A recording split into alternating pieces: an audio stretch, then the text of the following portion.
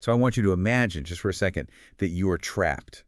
And I don't mean the mundane kind of trap, not like being stuck in gridlock traffic on your commute or, I don't know, cornered at a networking event by someone who just won't stop talking. Right. Yeah.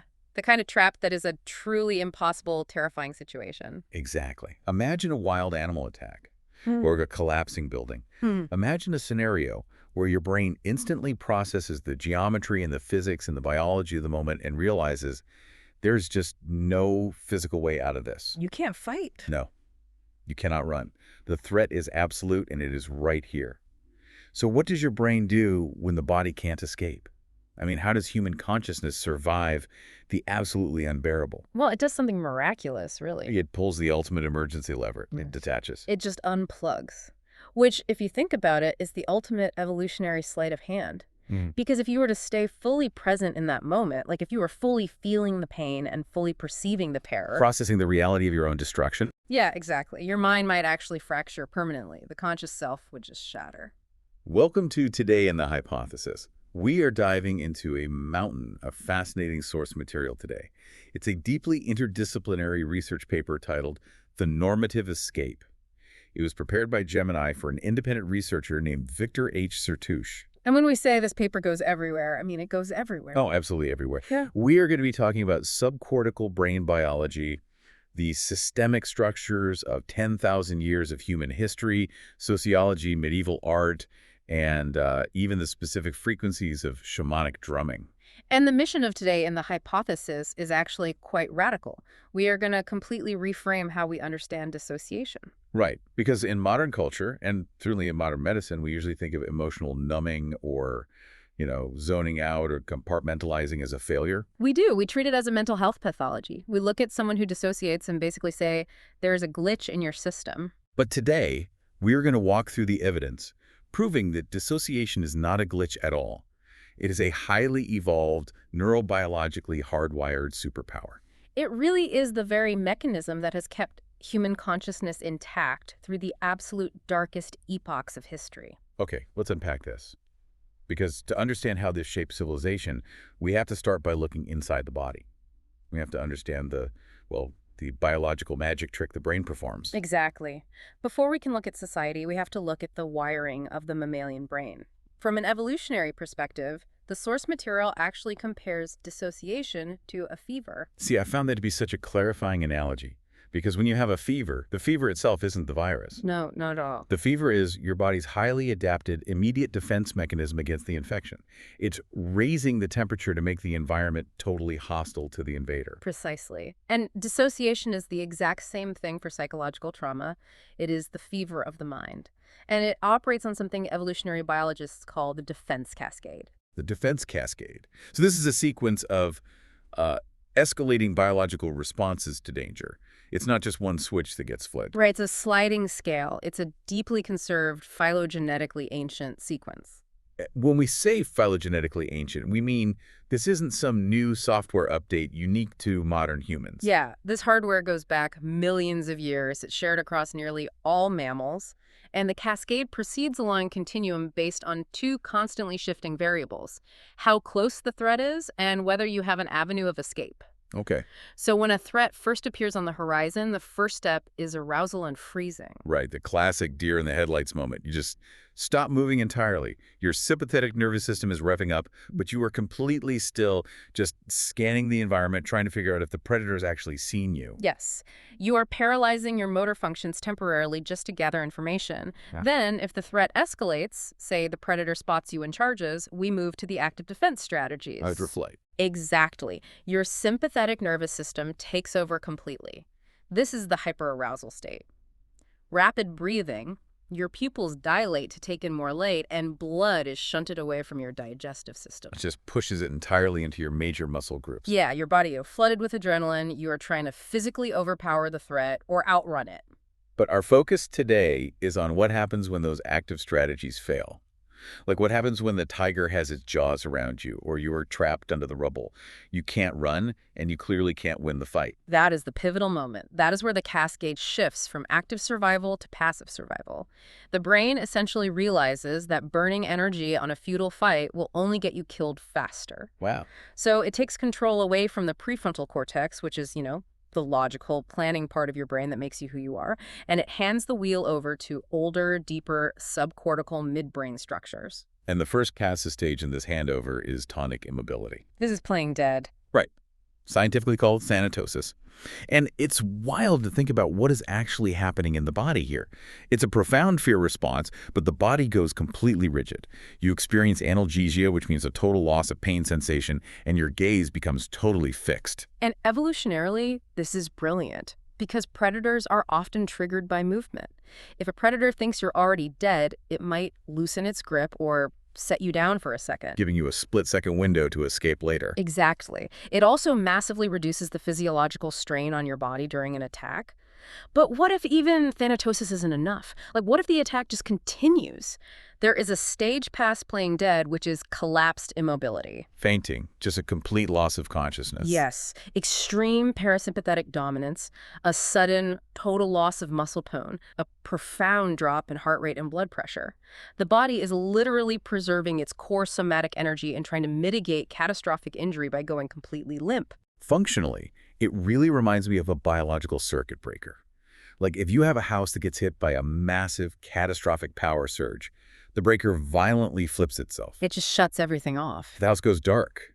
But it does that so the wiring doesn't melt and the entire house doesn't burn to the ground. The darkness is a protective mechanism.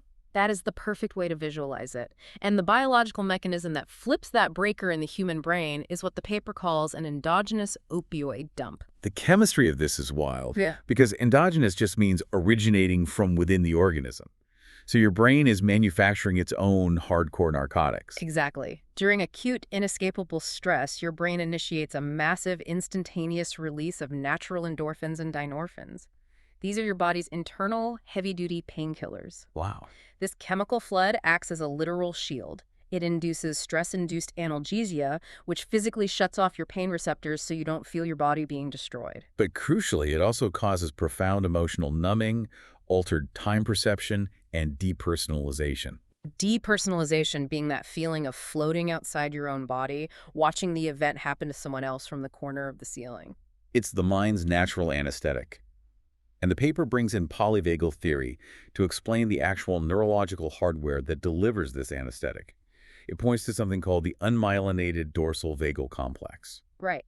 Polyvagal theory maps how our autonomic nervous system regulates our state of safety or danger. And the distinction between myelinated and unmyelinated is crucial here. Right. Myelin is basically the biological insulation around nerve fibers, kind of like the rubber coating on an electrical wire. It allows signals to travel very quickly. The newer myelinated vagus nerve pathways handle our social engagement and our active responses. But the unmyelinated dorsal vagal complex is older. It is. It's slower. It's primitive. It drags us all the way back to our reptilian evolutionary roots. Right. And when that older unmyelinated pathway is activated by an inescapable threat, it completely bypasses the fight-or-flight sympathetic system. It just overrides the system and triggers a massive shutdown response. Your heart rate drops suddenly, which cardiologists actually call fear bradycardia. Your muscles go flaccid. It is a biological walling off. It isolates the conscious perceiving mind from the terror and the physical destruction of what is actually happening to the body. It allows the mind to exist in a suspended state while the body endures the unendurable. And what absolutely blew my mind reading this paper is that this isn't just theory. We aren't just relying on self-reported feelings or, poetic metaphors about zoning out. No. The source material cites high-resolution fMRI studies, actual brain scans that objectively prove this is a measurable physical state in the brain. Yes. And the researchers controlled for a very important variable. They proved that actors cannot fake these brain states. You can put a highly trained actor in an fMRI machine, ask them to imagine a traumatic event and pretend to dissociate, and their brain scans look completely different. So this is an objective neurological phenomenon that you just cannot consciously mimic. The scans showed two incredibly distinct states in people with severe dissociative disorders. the traumatic identity state and the normal functioning state. And the contrast between the two is staggering. It's like looking at two completely different brains. When individuals are in the traumatic identity state, meaning they have direct, unshielded access to their traumatic memories, their brain scans light up with massive hyperactivation in the limbic system. The limbic system is the emotion center. Specifically the amygdala, which is the brain's threat detection alarm. But simultaneously, their prefrontal regulatory networks, the parts of the brain that provide logic, context, and the ability to calm down, are completely deactivated. They are essentially trapped in an infinite loop of hyper-aroused terror. The alarm is blaring, and the part of the brain that knows how to turn the alarm off is completely offline. But then, when they shift into the normal functioning state, the state that relies on dissociative amnesia so they can get up, go to work, and just survive the day, the brain scan completely flips. It does. The brain exhibits what neuroscientists call emotional overmodulation. The prefrontal activity spikes massively, basically working overtime, while the limbic reactivity drops to near zero. Furthermore, there is elevated perfusion, a huge increase in blood flow to the thalamus, and the thalamus acts as the brain's relay station for sensory information. So by flooding the thalamus and the prefrontal cortex, the brain is selectively and aggressively suppressing traumatic reminders. It is physically blocking the terror from reaching conscious awareness so the person can actually operate. Right. But wait, hold on. I have to push back on this, or at least ask the question that seems most obvious. If someone is completely shutting down their limbic system, shutting off their emotions, and hyperactivating their prefrontal cortex just to survive a trip to the grocery store, how are they not just zombies? Right, like doesn't this massive defense mechanism completely exhaust the brain? Exactly. It sounds like it would make someone incredibly emotionally stunted. Well, that is the exact assumption that the medical community held for decades. The assumption was, if you dissociate, you are emotionally blunted, you are bad at processing emotions. But the cognitive testing data presented in the paper absolutely refutes it. Wow. They use something called emotional Stroop tasks to measure this. And for those who might not know, the Stroop task is that famous psychological test where you were shown a word like red, but the text is printed in blue ink, and you have to name the color of the ink, not read the word. It measures cognitive interference and processing speed. So how do they adapt this for trauma? They used emotionally charged words versus neutral words to see how quickly dissociative individuals process them. And the results were completely counterintuitive to the old medical consensus. The tests showed that individuals with high dissociative capacities actually have facilitated emotional processing. Facilitated. Yes, they are not emotionally stunted at all. They are actually hypersensitive. Meaning they process the emotional weight of a stimulus faster than a neurotypical person. Exactly. When they are exposed to emotional material, they process it so quickly and feel it so intensely that their brain preconsciously deploys these dissociative defenses to prevent the emotion from destabilizing them. It happens before they are even consciously aware of it. That is incredible. So it's not that they don't feel it. It's that they feel it so deeply with such overwhelming intensity that the brain realizes, hey, if we let this hit the conscious mind, we will collapse. So it slams the circuit breaker shut in milliseconds. It is a highly sophisticated, lightning-fast strategy to preserve their working memory. Because if they didn't dissociate, the emotional flood would completely wipe out their cognitive capacity. They wouldn't be able to speak or think or move. Right, dissociating, they maintain the ability to function under what is, to them, an absolutely unbearable emotional load. Okay, so we've established that biology perfectly hardwires us to do this. The defense cascade is built into our nervous system to survive a wild animal attack or a sudden acute disaster. But if we take this hardware and connect it to a different environment, we run into a horrific problem. We do. What happens when the inescapable threat isn't a tiger in the jungle? What happens when the inescapable threat is living inside your own house? I mean, what happens when the predator is cooking you dinner? That is the dark evolutionary paradox of childhood trauma. And it brings us to a concept called betrayal trauma theory, or BTT. Let's really explore BTT, because the paper makes a profound, devastating point here about the biological double bind a child is placed in. If an adult is attacked by a stranger in an alley, the adult's instinct is to run away or to fight back. Their biology basically aligns with their reality. Right. But if a child is being abused by their primary caregiver, their biology is at war with itself. It is the ultimate unsolvable problem for a mammalian nervous system. On one hand, the child's nervous system is screaming at them to flee the danger, to escape the pain and the terror. But on the other hand, the child is biologically programmed to attach to that exact same caregiver for absolute basic physical survival. Because a child cannot hunt. A child cannot build shelter. No. They rely on the caregiver for food, for warmth, and for any semblance of external emotional regulation. So if a young child actually follows their biological instinct to run away, they face certain death from the elements or starvation, they absolutely must remain attached to the abuser to physically survive. So how does a developing brain solve an unsolvable problem? How do you stay close to the fire that is actively burning you? It uses the only tool available: profound compartmentalization. Wow. The brain literally builds a wall inside itself. It splits its awareness into distinct, non-communicating neural pathways.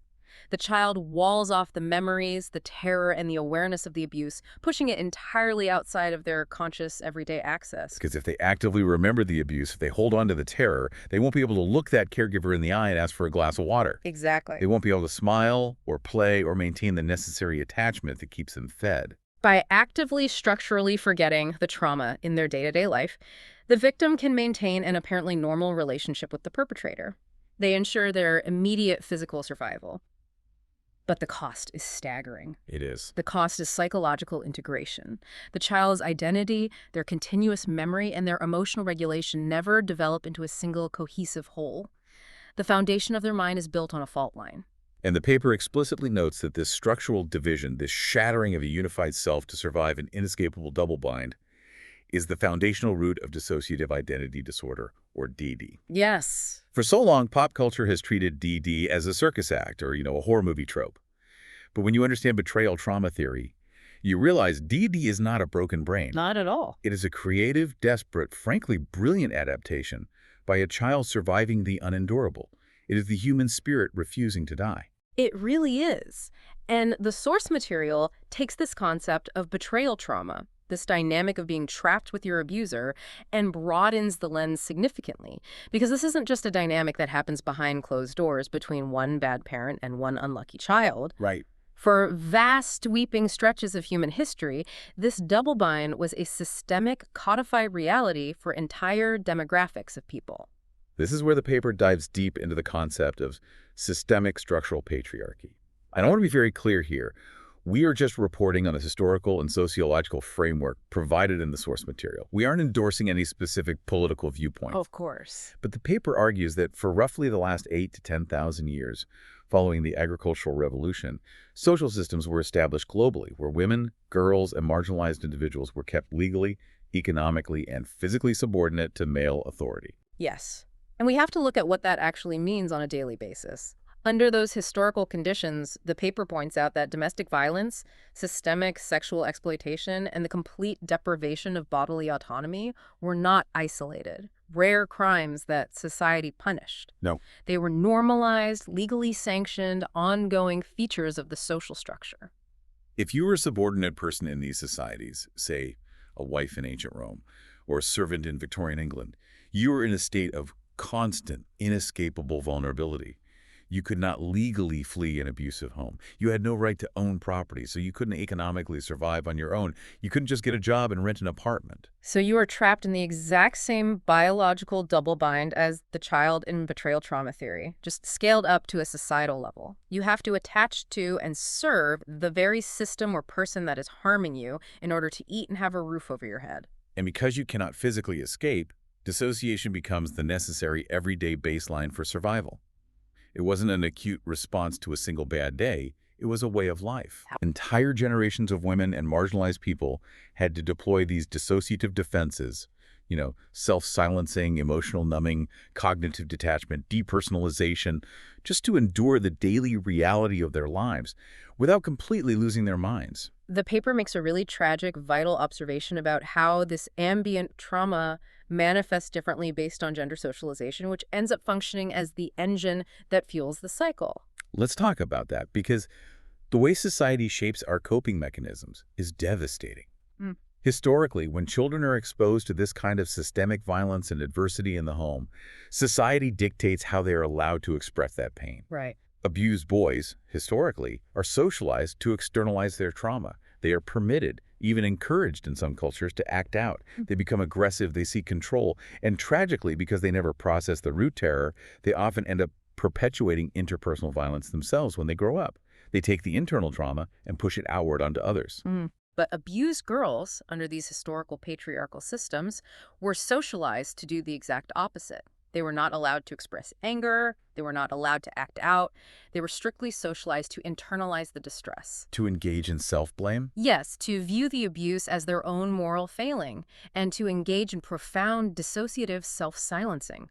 So the trauma is pushed entirely inward, slowly destroying the self.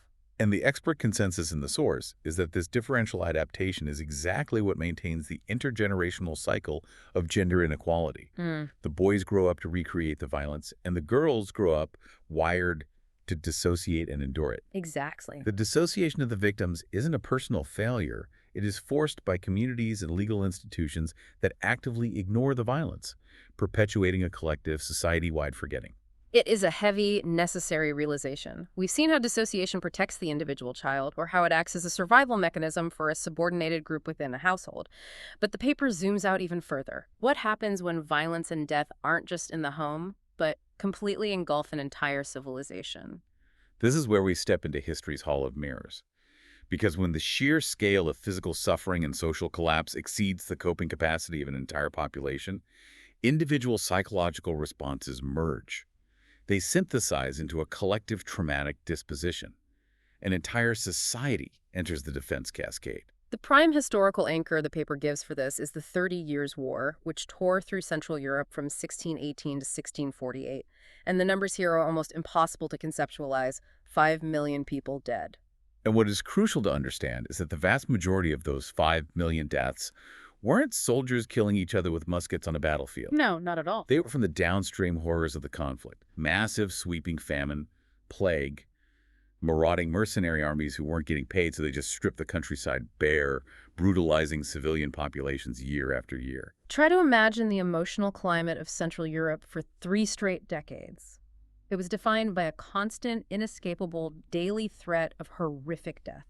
You could not run from it. It was everywhere. So how did an entire population survive psychologically? How did they not all just lay down and die from the sheer terror? Well, the paper says they required a collective theological framework to process it. They interpreted the war as divine punishment for human sinfulness. It gave the suffering a narrative, a reason. Right. But what is truly fascinating is how they used art, specifically music, to handle the trauma vibrating in their physical bodies. This was one of the most incredible details in the source. Because within this apocalyptic penitential culture, music wasn't just background noise or entertainment. It was what they called an emotive. It didn't just represent a feeling. It was designed to physically produce a physiological state in the listener. The paper focuses heavily on the composer Heinrich Schütz. Schütz is writing sacred music amidst the literal physical destruction of Germany. And to his listeners back then, the body and the soul were deeply, inextricably connected. Hearing music wasn't just an auditory event, it was a deeply somatic physical experience. Schütz understood the nervous systems of his congregation. He used these intense, startling, contrapuntal dissonances in his music, notes that clashed harshly, creating an auditory tension that was incredibly difficult to listen to. And for the traumatized people sitting in those stone churches, that musical dissonance caused actual, literal physical discomfort. Their muscles would tense, their heart rates would change. The music perfectly mirrored the traumatized, chaotic, violent reality they were living in every single day. It's almost like a very early intuitive form of exposure therapy through art. They are sitting in a church, feeling the physical tension of the music that matches the terror of their daily lives, but within a safe container, because Schütz wouldn't leave them in that dissonance. Right. After building that unbearable tension, he would resolve those terrifying dissonances into beautiful, harmonious, consonant cadences. He took the chaotic trauma of their world, forced their nervous systems to feel it in a structured, controlled way, and then provided a resolution, a release. It offered a psychological sense of order and safety that absolutely did not exist outside the church doors. It was a shared, spiritualized dissociation. They processed the trauma collectively through the vibrations of the choir. That is beautiful, and it shows the adaptive power of culture. And then the paper jumps to another historical horror a few centuries earlier, where the physical release of trauma took a much more chaotic form: the medieval plagues. specifically the years 1374 and 1518.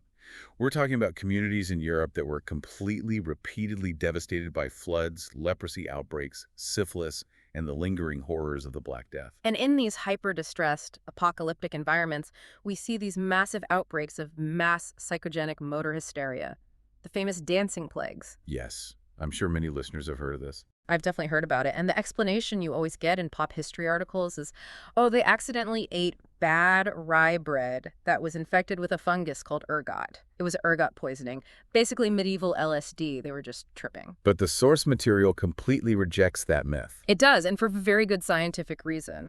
The paper argues that ergot poisoning causes gangrene, spasms, and severe physical illness. It absolutely cannot explain the coordinated, prolonged, highly energetic nature of these dancing events. Right.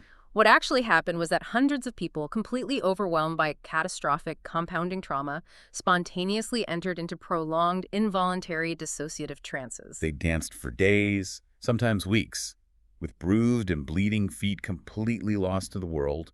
Contemporary observers, the town clerks and priests who wrote down what was happening, noted that the dancers' minds were not clear. They were unresponsive to their names. They were shouting about terrifying visions or pleading with saints. So it wasn't a physical poison, it was a psychological escape hatch.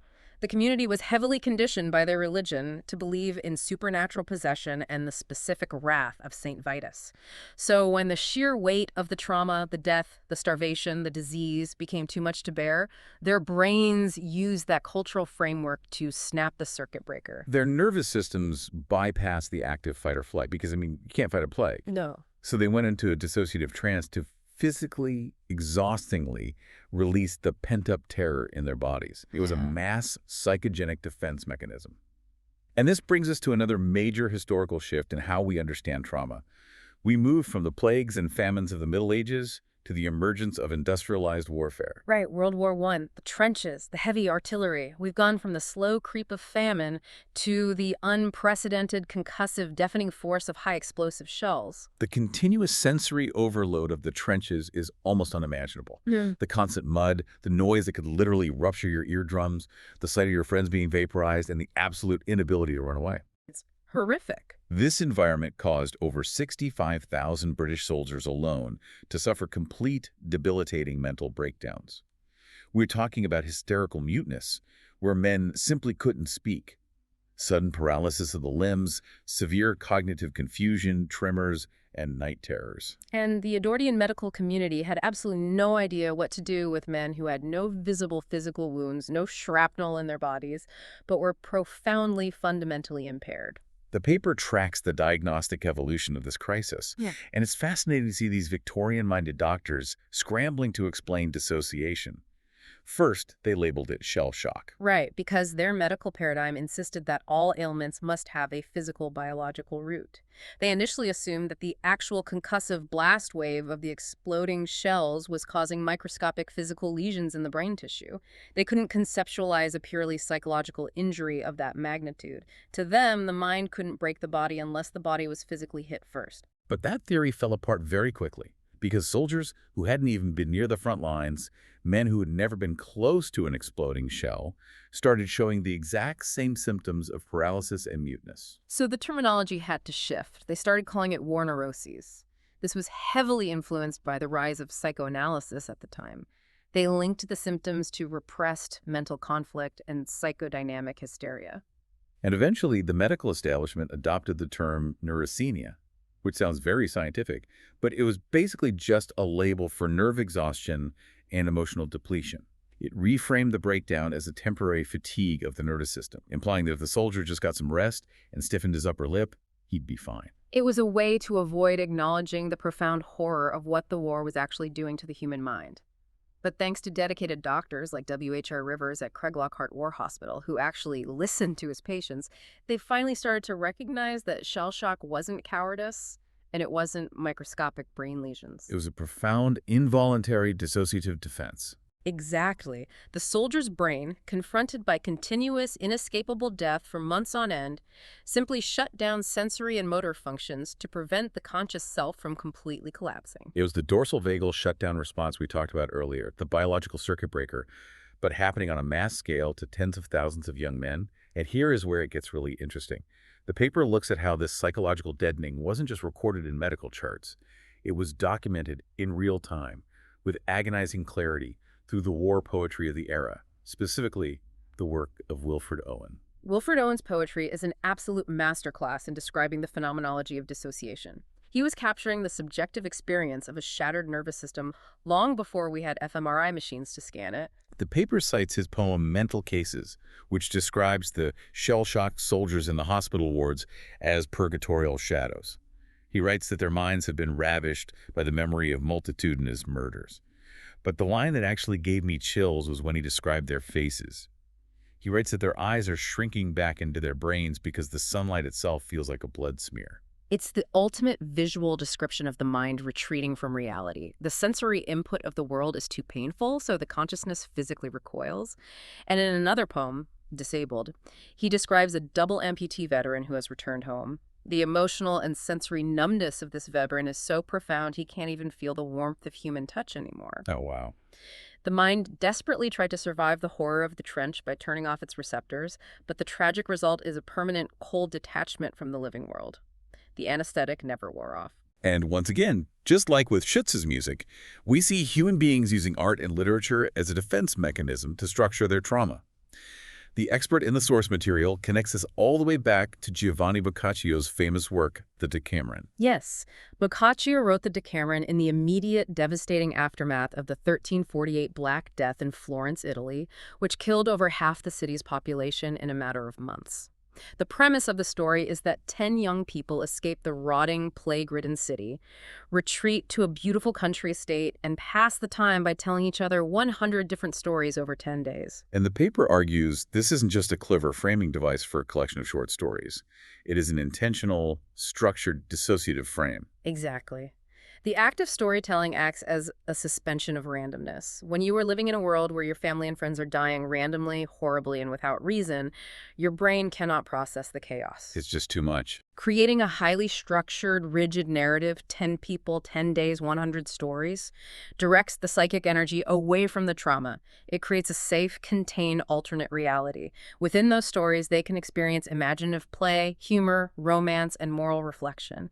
Narrative detachment is a vital, historically proven human tool for surviving catastrophe. Okay, so we've covered the dramatic, obvious historical traumas, the absolute meat grinders of human history. Trench warfare, the Black Death, the 30 Years' War. When we look at those events, it is very easy for us to recognize the trauma. We can say, of course they dissociated, the world was ending. Right. But the source material makes a profound connection here that completely bridges the gap between history and our lives today. It argues that for the vast majority of human history, the most common form of chronic trauma isn't war or plague. It is something that is entirely normalized in our society today. And that is poverty. Systemic, grinding, relentless economic deprivation. Let's really transition into this deeply, because this is where the paper fiercely challenges how we view modern society. It posits poverty not just as a social issue, but as an ambient trauma. The paper states very clearly, referencing modern psychiatric models, that chronic poverty meets all the established diagnostic criteria for trauma. It is ongoing and relentless. It is uncontrollable by the individual. It is genuinely life-threatening over the long term, and it is psychologically overwhelming. If you are living in constant financial instability, you are facing a barrage of threats. Persistent exposure to food insecurity, you don't know if you'll be able to pay rent next month, so you are facing the threat of losing your shelter. You might live in an environment with high crime rates or environmental hazards. And the expert points out a brutal, undeniable biological reality.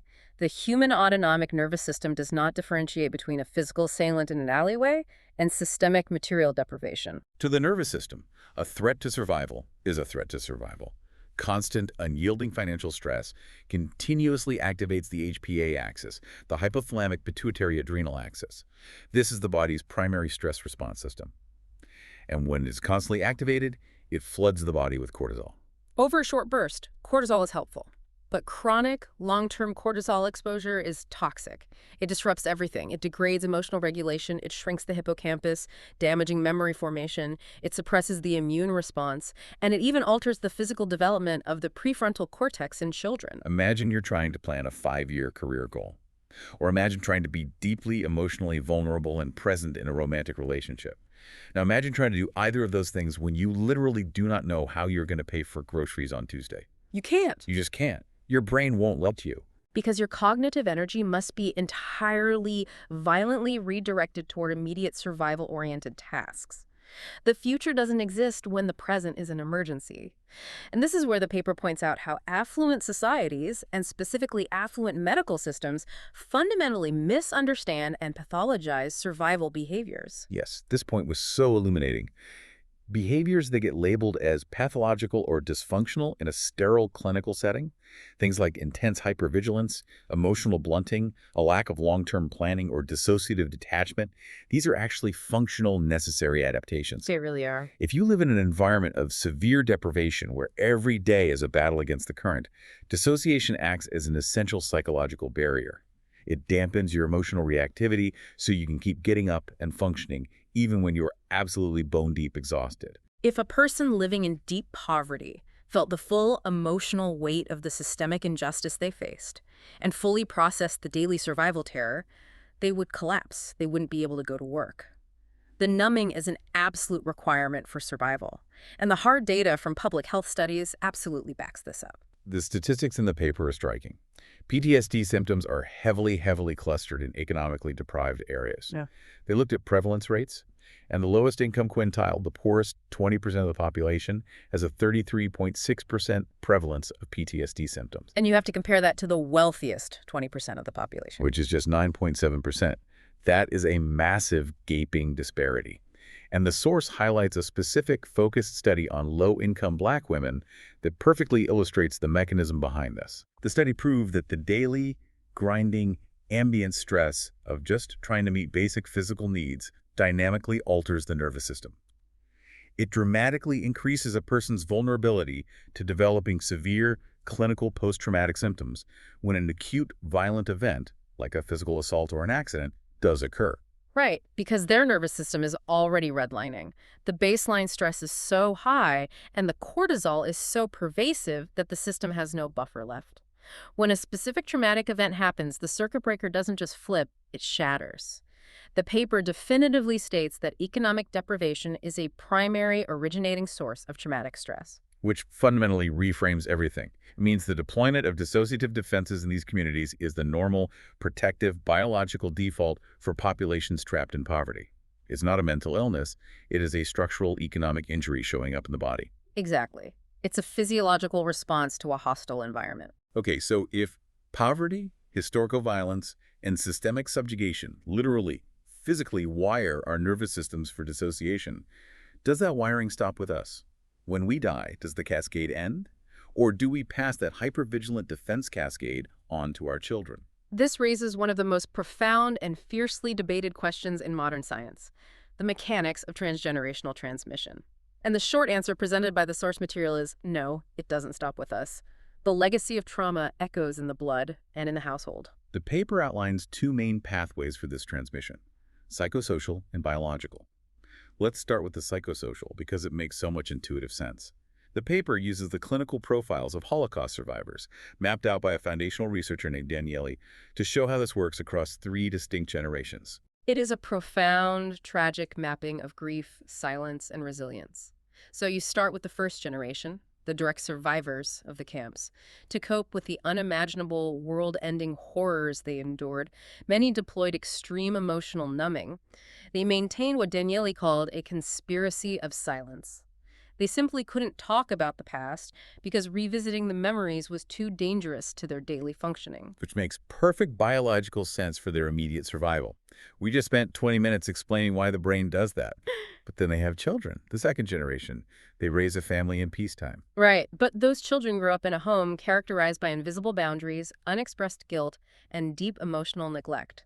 The parent is physically present in the living room, but psychologically they are walled off behind that dissociative shield. So the second generation grows up feeling a profound lack of emotional resonance. They do. They develop high levels of shame, psychological distress, and often an insecure attachment style. They feel the immense, crushing weight of the family trauma even if no one has ever spoken a single word about it. The paper says the second generation develops a reparative impact focus. They are carrying the anxiety, the hypervigilance of the cascade without knowing exactly why. They spend their lives trying to fix their parents' sadness. And then we get to the third generation, the grandchildren. By the time the third generation reaches adulthood, the psychosocial dynamic shifts again. They are removed enough from the direct epicenter of the trauma that they feel a different compulsion. They are the ones who begin obsessively investigating the family They secrets. actively question the traditional silence. Yes, they are driven by an almost pathological need to integrate and heal the unacknowledged trauma of their ancestors. It takes 3 entire generations just to feel safe enough to actively process the original wound. But the psychosocial environment is only half the debate here. I was so excited to dive into the biology of this because the paper brings up epigenetic inheritance. Yes. Epigenetics is the study of how behaviors and environment can cause changes that affect the way your genes work. Crucially, epigenetics looks at changes in gene expression that happen without altering the underlying DNA sequence itself. It's not a mutation, it's how your environment changes how your genes are actually read by the body. The paper uses a brilliant analogy for DNA methylation, which is one of the primary mechanisms of epigenetics. Let's really expand on this so it's crystal clear. Think of your DNA like a massive ancient family cookbook. The sequence of letters in the DNA, the A, C, T, G, that is the actual recipe, it tells the cell how to bake a protein. Right. Methylation doesn't change the words of the recipe. Instead, it's like taking a thick black sticky note and placing it right over a specific recipe in the cookbook.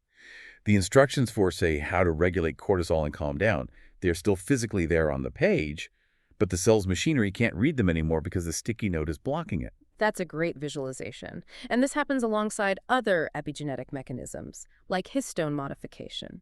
Histones are the proteins the DNA wraps around. If the DNA is wound too tightly around the histone spool, the cell can't access the recipe. And there are also non-coding RNAs that can intercept and silence gene expression.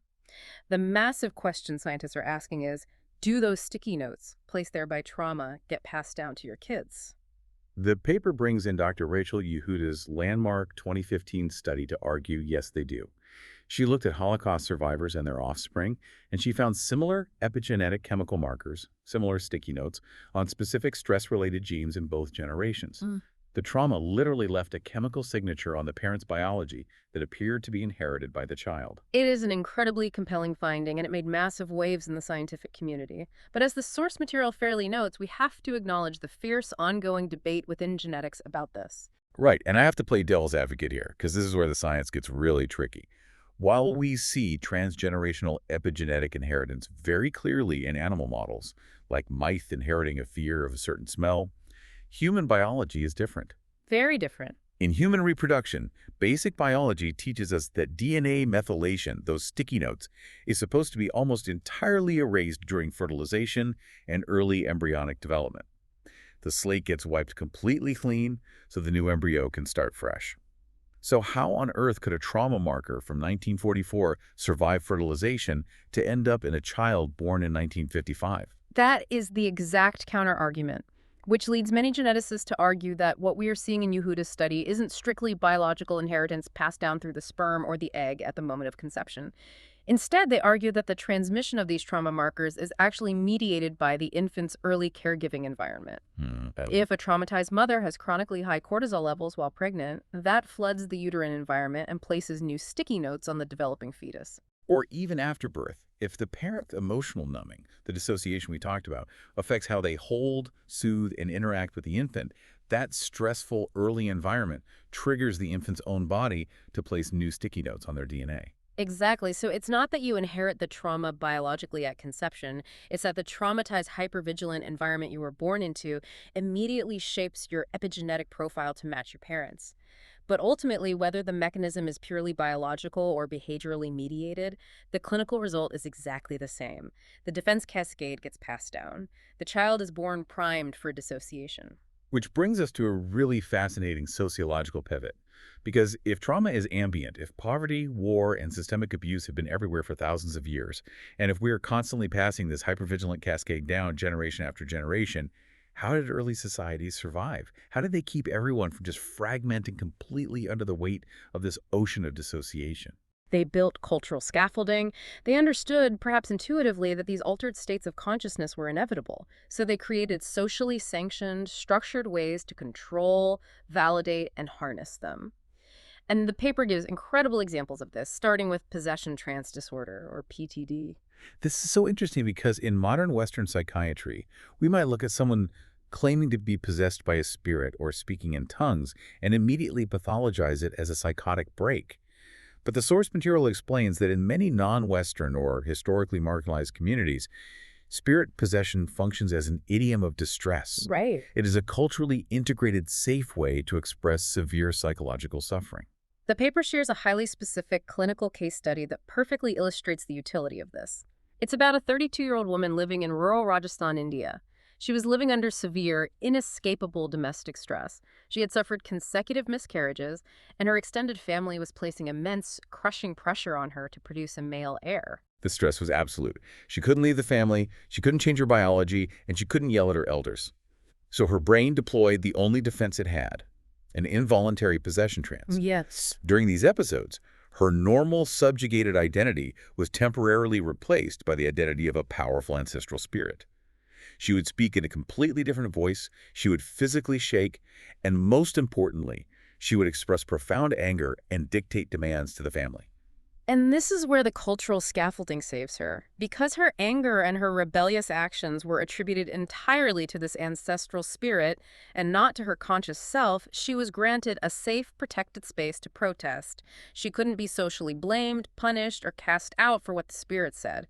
When she woke up, she was innocent. That is just a brilliant adaptation. It converted an involuntary dissociative defense mechanism into a powerful, functional tool for social survival and boundary setting.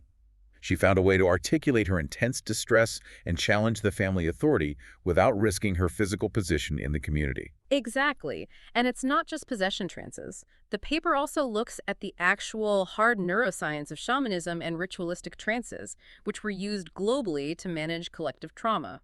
This is where the intersection of ancient culture and modern neurobiology gets truly amazing.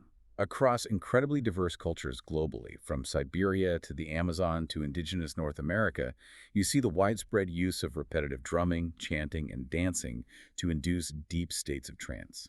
And for a long time, Western science just viewed this as quaint folklore. But it turns out there's a very specific physical, mathematical reason for this practice. Yes. The paper cites the groundbreaking research by anthropologist Felicitas Goodman. She demonstrated that repetitive percussive sounds at a very specific tempo, specifically between 200 and 210 beats per minute, have a direct, measurable impact on the human brain. That specific rhythm directly corresponds to the theta brainwave range, which operates between 4 and 8 hertz. Which is wild. So when a shaman listens to that specific 200 beat per minute rhythm, EEG monitoring shows an incredible physical shift inside their brain.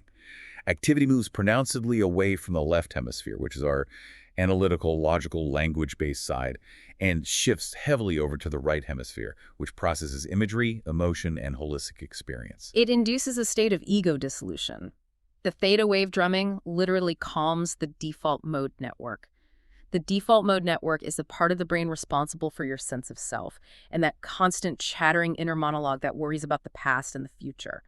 The drum beat shuts that voice off. And by synchronizing those neural pathways with the acoustic frequency, the individual enters a state of deep absorption and relaxation.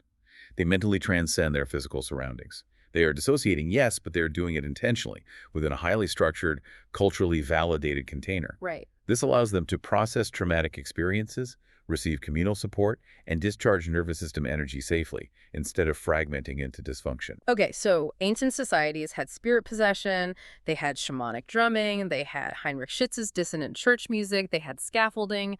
So what does that all mean for us? What tools do we have today to manage our trauma? According to the paper, we have a profound, terrifying problem.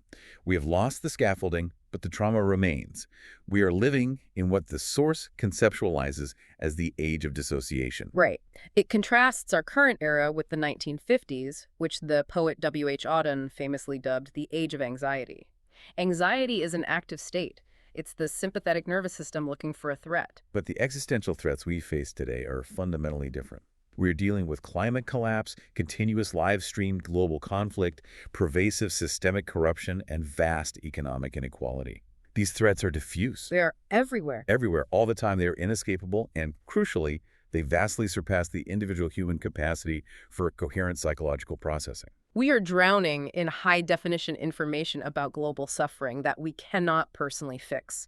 And the paper argues that this creates widespread, chronic moral injury. Let's define moral injury, because it's distinct from fear. Moral injury occurs when you witness or are forced to participate in actions that violently violate your fundamental moral expectations. Seeing systemic injustice play out daily or watching authority figures continually betray the public trust without consequence causes profound structural psychological pain. It breaks your map of how the world is supposed to work. So to function, to just get out of bed, commute to work, answer emails, and buy groceries, modern citizens are forced to practice a radical collective dissociation. The paper calls it unseeing. We uncouple our awareness. We allow incompatible realities to exist side by side in our heads. Like we read a terrifying report about the collapse of the biosphere and then we immediately swipe to a video of a cat and we just keep walking. It protects us from immediate psychological collapse, yes. But the paper points out the immense danger of this. It forces us into a constant, exhausting oscillation between passive numbness and hyper-aroused anxiety. And most dangerously for society, it completely impairs our capacity for critical, systemic action. If we are dissociated from the reality of the threat, we become politically and socially paralyzed. We can't organize to fix the world if we're biologically checked out of it. And this brings us to the tragic, very literal public health reality of our modern era, because our culture, and specifically our medical and psychiatric systems, completely refuses to recognize dissociation as an adaptive survival strategy. We are actively failing the people who need help the most. The cost of this diagnostic failure is staggering. Modern clinical training largely ignores dissociative phenomenology. Medical students are taught to look for anxiety or depression or schizophrenia. They're not trained to recognize the defense cascade. Because of this blind spot, the paper notes that people with severe dissociative disorders, particularly dissociative identity disorder, spend an average of 5 to 12.4 years actively seeking help in the mental health system before getting a correct diagnosis. They bounce around the system, seeing 6 or more different clinicians, being misdiagnosed over and over again. And think about what that means for a human life. During that lost decade of misdiagnosis, they are given cocktails of unnecessary medications that don't fix the problem. They face unnecessary, traumatizing hospitalizations. Their functional impairment worsens because they think they're fundamentally broken.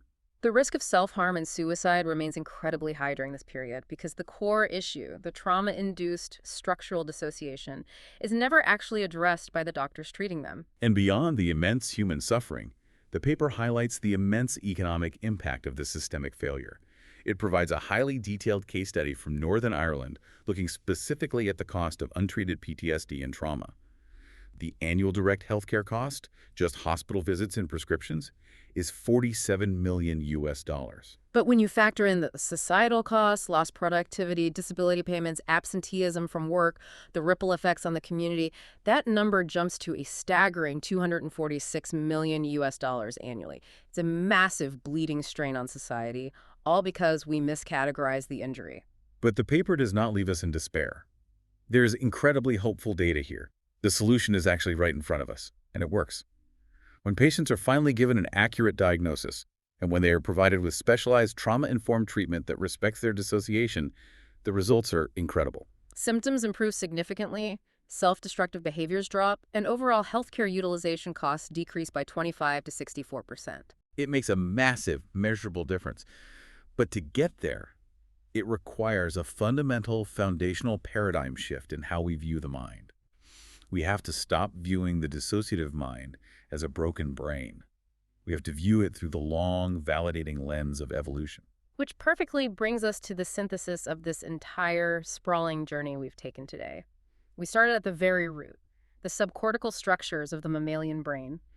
We looked at the freezing deer in the woods and the fainting possum establishing the hardware of survival. We moved through the horrors of the 30 Years' War, watching people process terror through the dissonant chords of a church organ. We saw the dancing plagues of the Middle Ages and the shattered veterans in the trenches of World War I. We recognized the continuous ambient trauma of poverty and how relentless material deprivation wires the nervous system for detachment, passing those epigenetic sticky notes down through the generations. And we saw how humanity has desperately, brilliantly tried to build cultural frameworks. From the safe container of spirit possession in rural India to the precise mathematical beating of a shaman's drum, to harness and control this state of mind. The ultimate conclusion of this research is profound, and it changes everything.